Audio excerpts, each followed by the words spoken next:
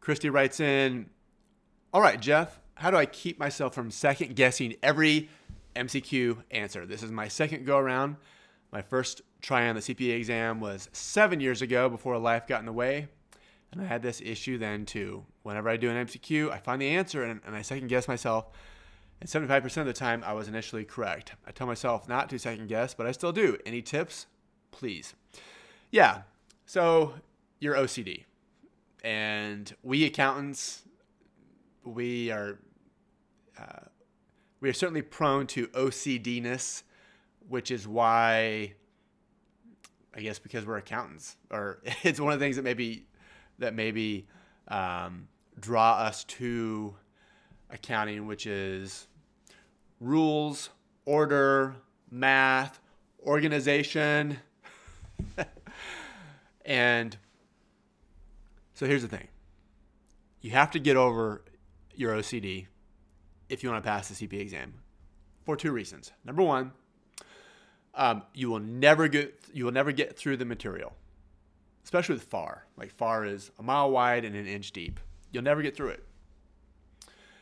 There are people who think they have to study like 3 months, 4 months for FAR just because they want to get through every nuance of every topic just in case. Well, guess what? All that does is it weakens you over time, because the further that you get away from that first module, the more likely it is that you're going to forget it.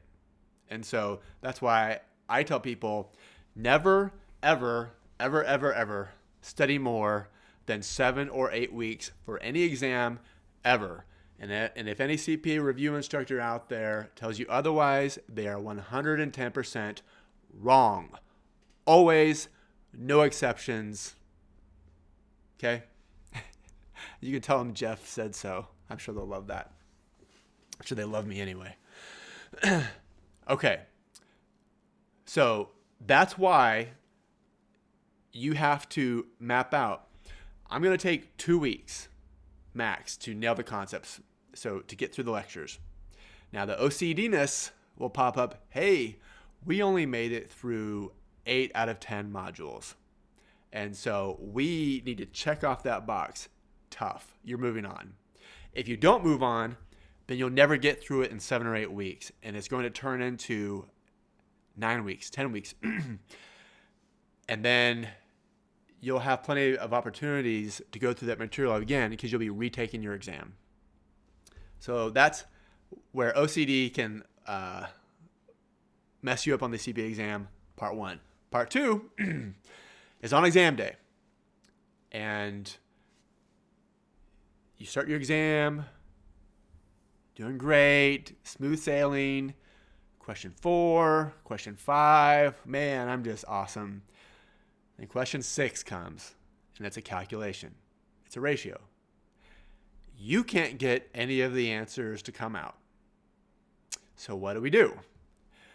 Well, we sit there and we stare at it for 10 minutes. And nothing's happening. Everything's just kind of starting to turn black. We're frustrated. We're panicking. Get shortness of breath. Oh, crap, I'm going to fail.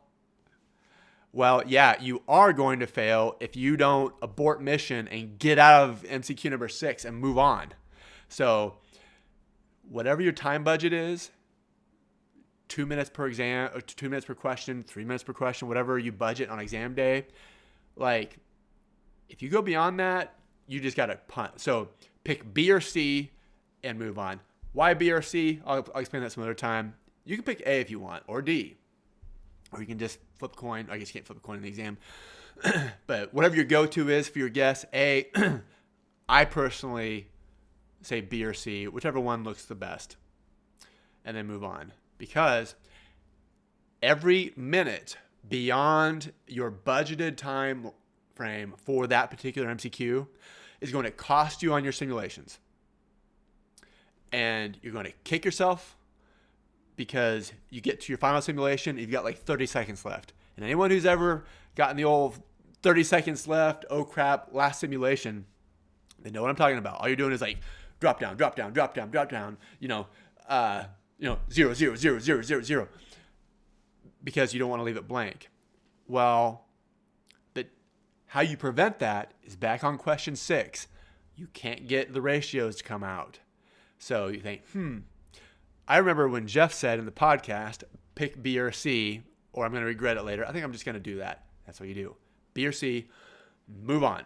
So if you start second guessing yourself, when you're in study mode, second guessing yourself, just start practicing doing it the right way. B or C, move on. In study mode, write that little fact nugget down. On exam day, B or C, move on, and don't ever go back through the testlet and check your answers. Like, that is a major mistake. People do it. I did it a few times. It's very tempting. Don't. Public service announcement. Don't do it.